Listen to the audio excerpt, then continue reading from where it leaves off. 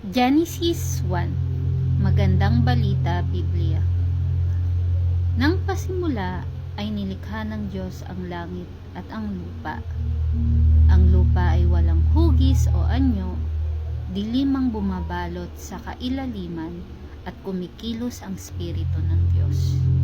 Sa ibabaw ng tubig, sinabi ng Diyos, magkaroon ng liwanag, at nagkaroon nga. Nasiyahan ng Diyos nang ito'y mamasdan. Pinagbukod niya ang liwanag at ang dilim. Ang liwanag ay tinawag niyang araw at ang dilim naman ay tinawag niyang gabi. Lumipas ang gabi at sumapit ang umaga. Iyon ang unang araw. Ngayon, try ko na bigkasin siya sa mas medyo mababaw na salita. Genesis 1 sa sarili kong version. Sa umpisa ay ginawa ni God ang langit at lupa. Ang lupa ay walang forma at mukha. Madilim ang paligid pero kumikilos ang Espiritu ni God. Sabi ni God, magkaroon ng liwanag at lumiwanag nga. Nasiyahan si God sa liwanag na nakita niya ito. At ang liwanag ay tinawag niyang araw at ang dilim naman ay gabi.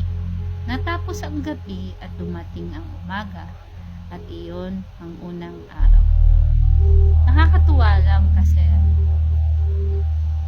kung iisipin natin, parang hindi naman kailangan ni God ang liwanag at ang dilim kasi dahil siya yung ultimate na makapangyarihan.